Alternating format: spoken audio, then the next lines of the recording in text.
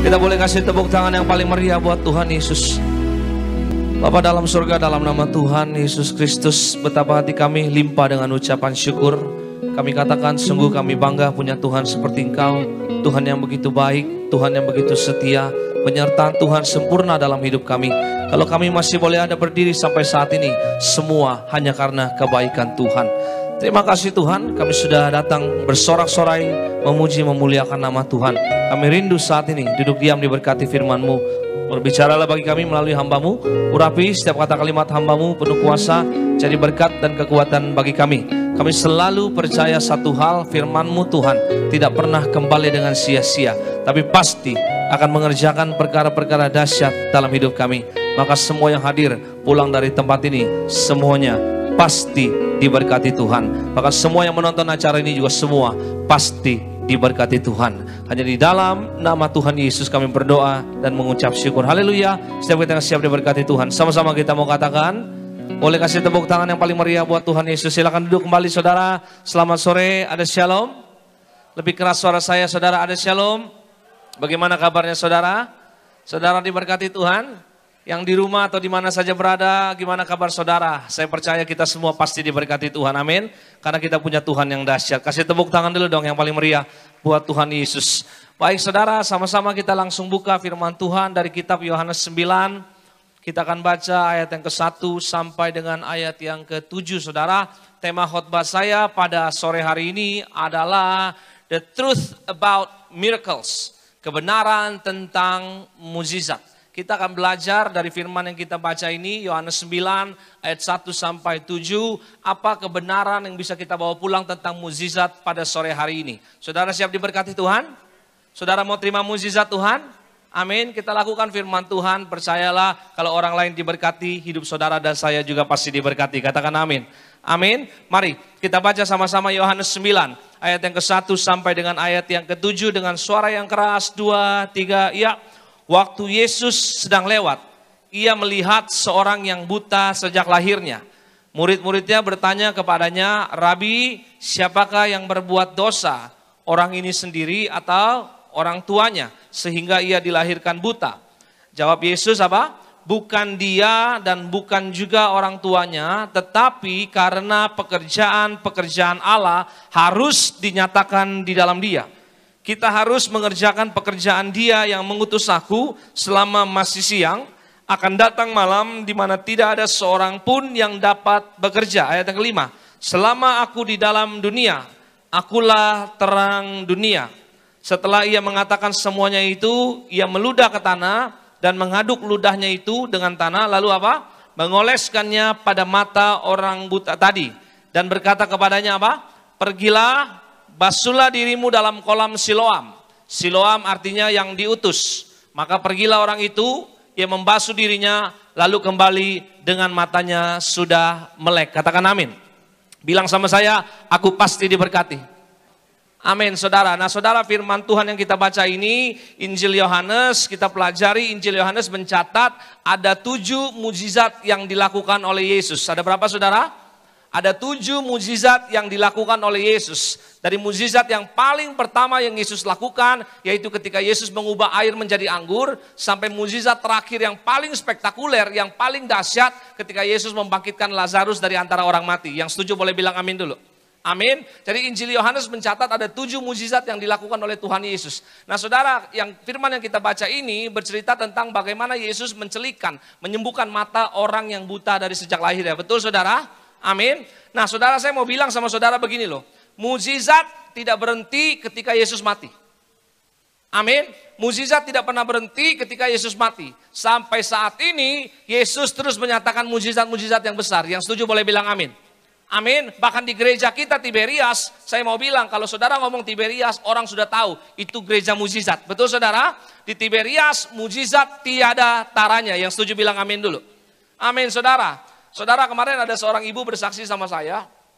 Dia bilang sama saya begini, ibu ini sangat militan Tiberias banget, minyak anggur banget, rajin perjamuan, rajin minyak kurapan, rajin ikut acara papariaji, ya, live streaming papariaji dan sebagainya. Beliau saudara dalam keadaan susah begini, pandemi ini, saudara tahu ya, beliau punya ruko banyak di mana-mana.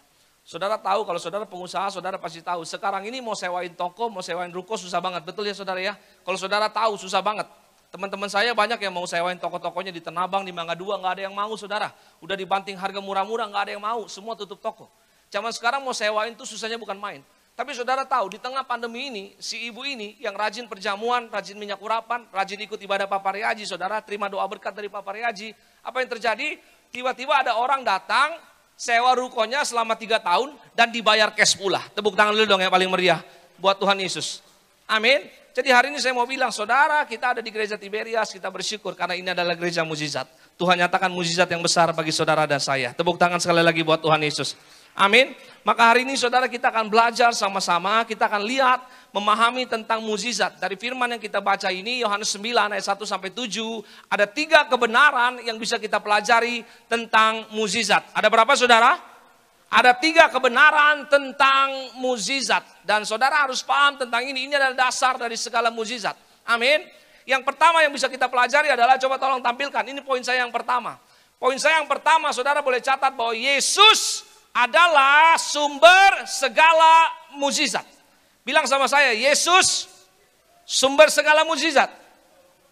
Amin. Ini perlu saudara pahami kembali saudara, bahwa Yesus adalah sumber segala mujizat. Ini yang pertama dan yang paling penting. Bilang sama saya yang paling penting. Kenapa saya ngomong begini? Karena beginilah saudara, dunia juga bisa kasih yang saudara mau. Betul saudara? Dunia bisa kasih apa saja yang saudara mau. Kekayaan dunia bisa kasih, pasangan hidup dunia bisa kasih, ketenaran dunia bisa kasih, ya kan? Bahkan kebahagiaan dalam tanda kutip dunia bisa kasih, betul? Tetapi yang datang dari dunia tidak ada yang abadi.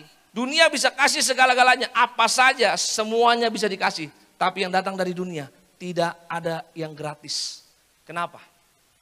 Karena dunia dikelola oleh siapa? Oleh siapa? Oleh iblis, betul.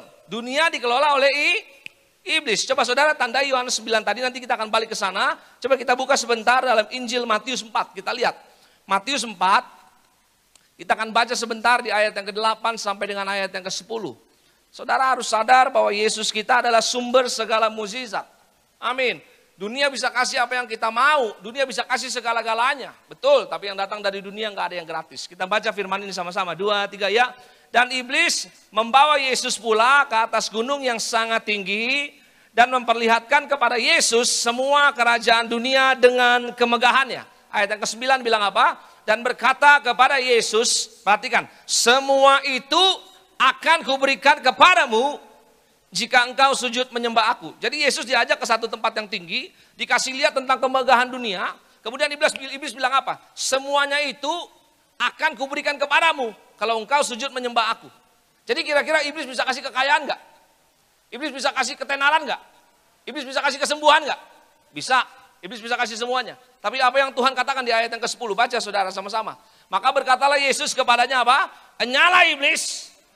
Sebab ada tertulis, engkau harus menyembah Tuhan Allahmu dan hanya kepada Dia sajalah engkau berbakti. Yang setuju boleh bilang amin saudara.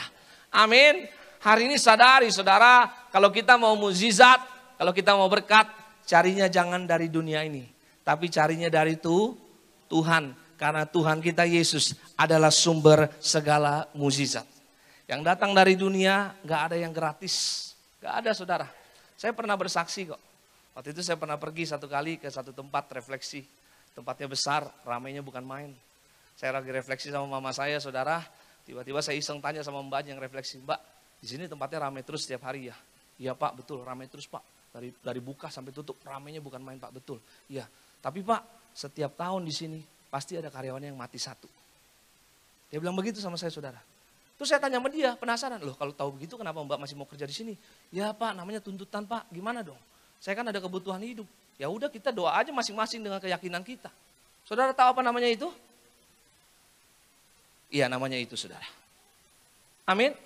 Iya namanya itu di hati saudara masing-masing. Lihat, kalau kita minta kekayaan berkat dari dunia, dunia bisa kasih nggak? Bisa. Saudara mau usahamu diberkati kaya bisa, tapi yang datang dari dunia tidak ada yang gratis. Ada satu lagi teman saya. Teman saya ini boleh dibilang kaya, hartanya banyak. Tapi kerjaannya setiap malam Jumat pasti pasang yang namanya asap-asap tuh di pojok rumahnya. Kasih kopi, kasih rokok. Ya kan, kalau lagi kapan dia pergi ke gunung-gunung lah dan sebagainya. Memang uangnya kelihatannya banyak. Tapi di dalamnya keluarganya maaf ya, berantakan saudara. Apa yang terjadi? Setiap kali dia dapat uang, uangnya pasti habis. Kenapa? Ntar ada aja yang rusak. Ya kan, ntar ada anak yang sakit lah. Ntar ada aja mobilnya kecelakaan lah. Ada aja keluarganya bermasalah beginilah, begitulah. Jadi saya mau bilang, yang datang dari dunia tidak ada yang gratis. Amin. Saudara cari kekayaan dari dunia, cari berkat yang seperti yang mukjizat, yang hebat, luar biasa. Dunia bisa kasih. Tapi sekali lagi saya katakan, yang datang dari dunia tidak ada yang gratis. Makanya hari ini kalau saudara mau terima berkat, mukjizat, cari siapa? Cari Tuhan. Kita ikutin aturan mainnya Tuhan pasti. Waktu Tuhan pasti yang terbaik. Amin saudara. Kita ikutin aturan mainnya Tuhan. Karena Tuhan adalah sumber segala mukjizat. Yesus berkata dengan jelas, akulah roti hidup kata Tuhan. Yesus bilang apa? Akulah terang dunia kata dia. Yesus bilang apa lagi? Akulah pintu katanya. Betul? Yesus bilang akulah gembala yang baik. Yesus bilang akulah kebangkitan dan hidup. Akulah jalan dan kebenaran dan hidup. Akulah pokok anggur yang benar kata Tuhan. Tuhan mau katakan bahwa Yesus itu adalah sumber segala mukjizat. Hari ini kalau saudara cari Tuhan, saudara percaya, maka setiap masalahmu pasti ada jalan keluar. Ini kurang semangat amin ya. Saya ulang sekali lagi, hari ini kalau saudara rajin cari Tuhan, saudara cari Tuhan, andalkan Tuhan, bahwa setiap masalahmu pasti ada jalan keluar. Amin, karena Tuhan sudah berjanji bahwa masalah yang kita hadapi, pencobaan yang kita hadapi, semuanya biasa-biasa saja. Tidak pernah melebihi kekuatan kita. Dan dia setia, waktu kita mengalami pencobaan, dia pasti akan memberikan kita jalan keluar. Amin, jadikan Tuhan yang terutama, cari Yesus. Karena dia adalah sumber segala mukjizat. Tepuk tangan dulu dong yang paling meriah buat Tuhan Yesus. Itu yang pertama, bahwa Yesus adalah sumber segala mukjizat. Yang kedua, coba kita lihat ayat yang kedua sampai dengan ayat yang ketiga.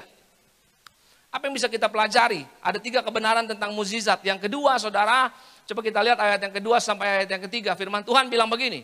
Murid-muridnya bertanya kepadanya, Rabi, siapakah yang berbuat dosa? Orang ini sendiri atau, perhatikan, orang tuanya sehingga ia dilahirkan buta.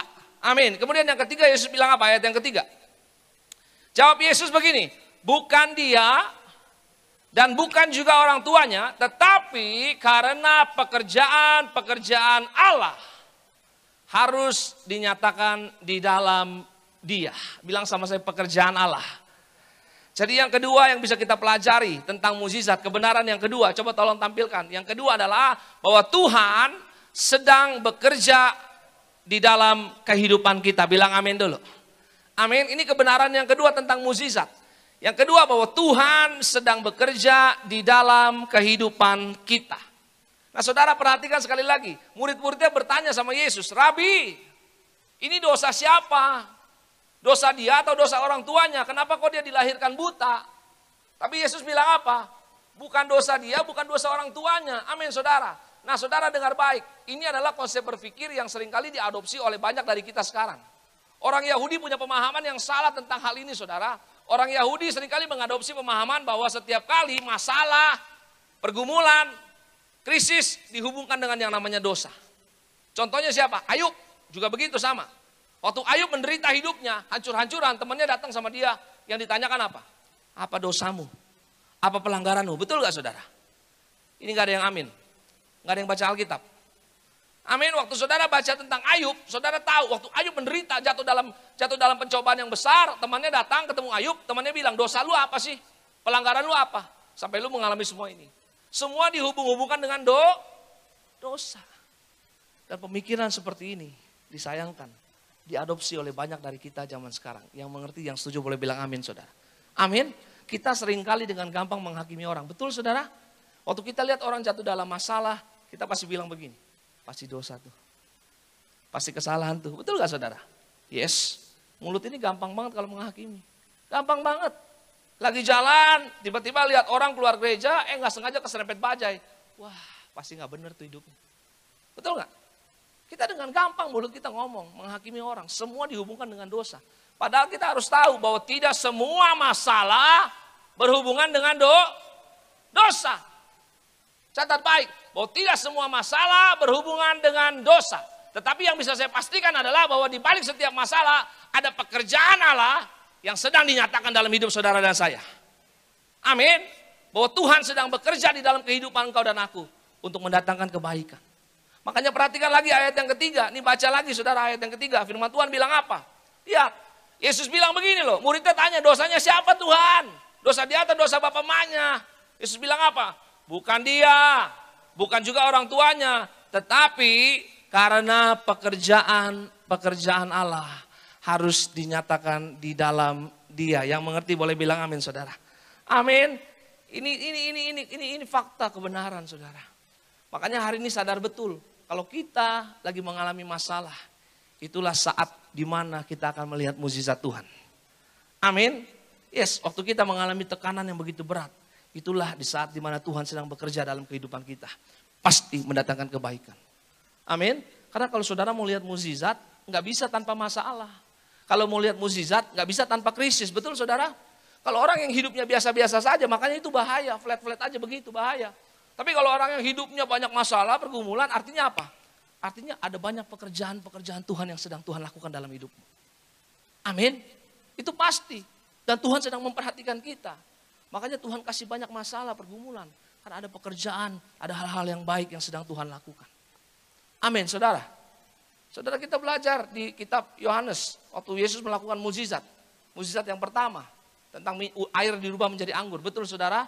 Itu kan kalau saudara pelajari tentang tradisi Yahudi, orang Yahudi itu kalau nikah, kalau kawin harus ada anggur, pasti.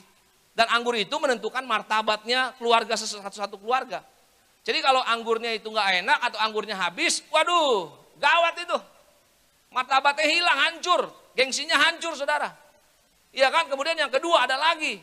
Waktu Yesus membangkitkan Lazarus, Yesus datang di hari yang keberapa? Hari yang keempat. Betul? Kenapa hari yang keempat? Orang Yahudi punya pemahaman begini loh. Kalau orang mati 3 hari arwahnya masih ada di situ. Masih ada di situ gentayangan keliling.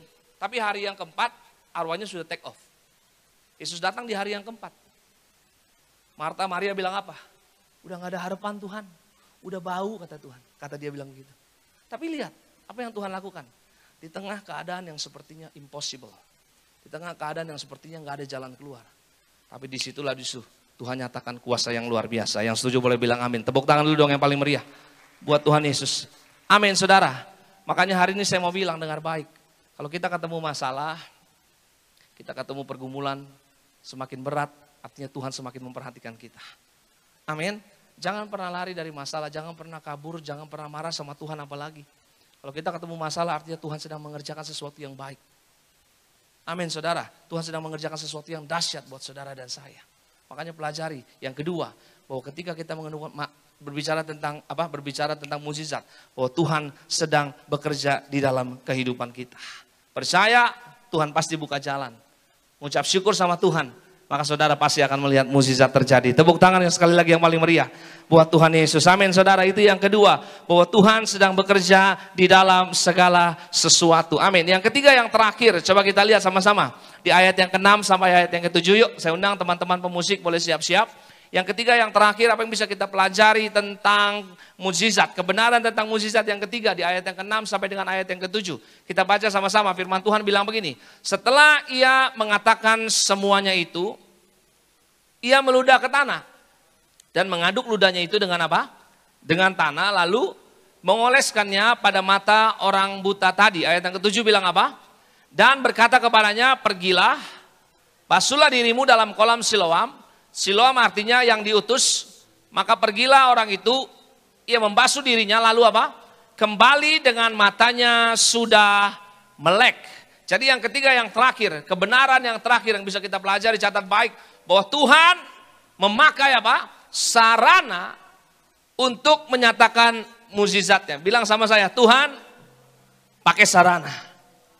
Amin. Ini yang ketiga, bahwa Tuhan memakai sarana untuk menyatakan mukjizatnya. Nah saudara, saya mau bilang begini, bahwa Allah kita itu Allah yang dahsyat. Katakan amin saudara. Tuhan kita Tuhan yang hebat. Tuhan kita adalah Tuhan yang kreatif. Dia selalu punya cara, dia selalu punya jalan untuk menolong saudara dan saya. Dan dia gak pernah kehabisan cara untuk melakukan itu. Amin. Dia gak pernah kehabisan cara untuk menolong kita. Dan seringkali saudara dia menggunakan apa? Menggunakan sarana untuk menyatakan mukjizat, ya betul gak? Kalau saudara baca dalam firman Tuhan Alkitab, Yesus menggunakan air, dirubah menjadi anggur. Kalau Yesus pakai kendi itu tiba-tiba diisi anggur, bisa nggak kira-kira? Bisa.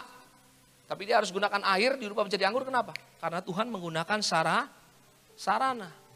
Dia gunakan sarana 5 roti 2 ikan, memberi makan 5.000 orang. Bukti bahwa Tuhan memang menggunakan sarana.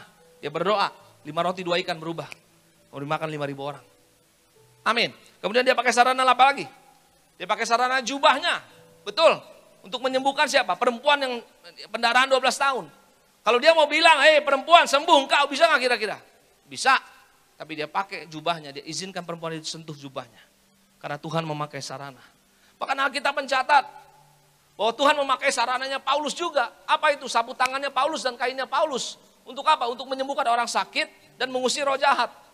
Jadi memang saudara harus pelajari bahwa Tuhan kita memang menggunakan sarana untuk menyatakan mukjizatnya. Bilang amin dulu. Amin. Jadi kalau ada orang yang gak percaya dengan sarana, mohon maaf. Artinya mereka gak ngerti tentang firman Tuhan. Alkitab bilang dengan jelas, Alkitab contohkan dengan jelas bahwa Tuhan memakai sarana untuk menyatakan mukjizatnya. Dan dalam firman ini, dalam perikop ini Tuhan pakai sarana apa? Apa?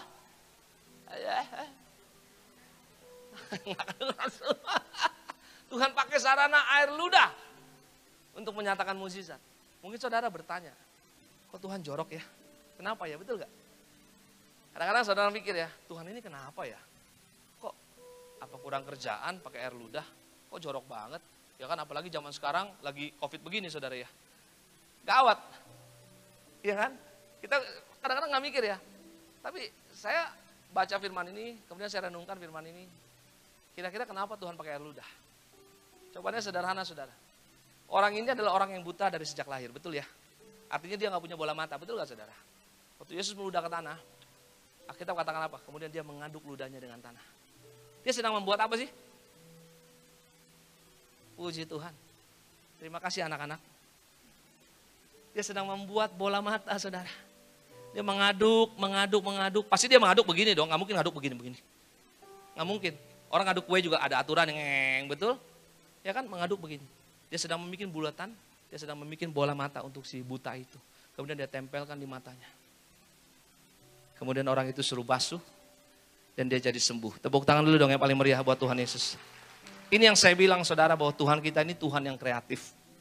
Tuhan kita ini Tuhan yang dahsyat. Dia gak pernah kehabisan cara untuk menolong kita. Makanya hari ini saudara mari, jangan pernah salahkan Tuhan dalam keadaan apapun juga. Dan kita harusnya bersyukur. Maka dari itu Tuhan kasih gereja Tiberias. Dan Tiberias diperintahkan kembalikan sarana. Karena Tuhan memang menggunakan sarana untuk menyatakan mukjizat. Amin. Dia kasih sarana minyak dan anggur.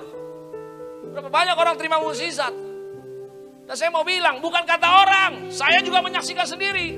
Saya juga mengalami sendiri saudara. Walaupun mungkin saudara pikir, mukjizatku sepele. Tapi yang namanya mukjizat adalah mukjizat. Amin. Anak saya sembuh. Dari yang namanya apa ya penyakitnya ya?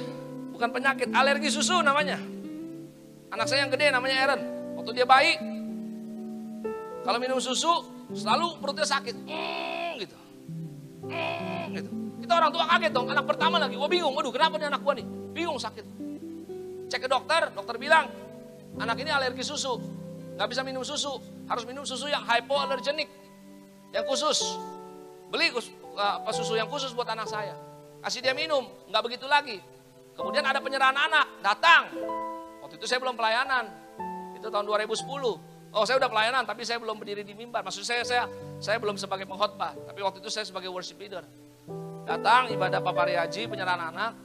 Saya bilang, Pak, tolong doakan anak saya. Anak saya sakit alergi susu. Papari Haji kasih perjamuan kudus, ditetesin di mulut dia. Diurapi dengan minyak. Anak you sembuh katanya. Saudara tahu apa yang terjadi? Pulang dari rumah, saya bilang, itu susu yang hypoallergenic buang. Saya bilang, ganti susu yang lama. Karena vitaminnya lebih banyak. Beli susu yang baru. Istri saya masih bingung. Agak gimana kan? Saya bilang buang. Percaya anak saya udah sembuh. Dan puji Tuhan hari itu juga dikasih minum susu yang lama. Anak saya sudah sembuh dari alergi susu. Amin saudara. Jadi ini bukan kata orang. Ini bukan kata orang. Ini saya alami sendiri. Makanya saya berani bilang. Bahwa hari ini memang Tuhan gunakan sarana untuk nyatakan mukjizat. Jadi maaf bagi orang di luar sana yang gak percaya akan sarana yang Tuhan kasih.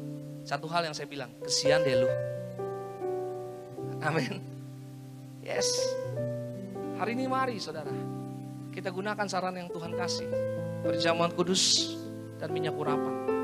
Kalau saya mau cerita tentang sarana yang Tuhan kasih, mukjizat yang Tuhan kasih, gak bakal habis sampai semalaman. Karena mukjizatnya gak terhitung berapa banyak. Bayi-bayi mati dibangkitkan. Orang yang mati masuk peti es belasan jam, diguyur pakai minyak bisa bangkit kembali. Betul? Yes. Ini sarana yang Tuhan perintahkan untuk dikembalikan. Makanya hari ini, gunakan sarana ini. Kejar terus kuasanya. Maka mukjizat pasti terjadi bagi saudara. Tepuk tangan yang paling meriah buat Tuhan.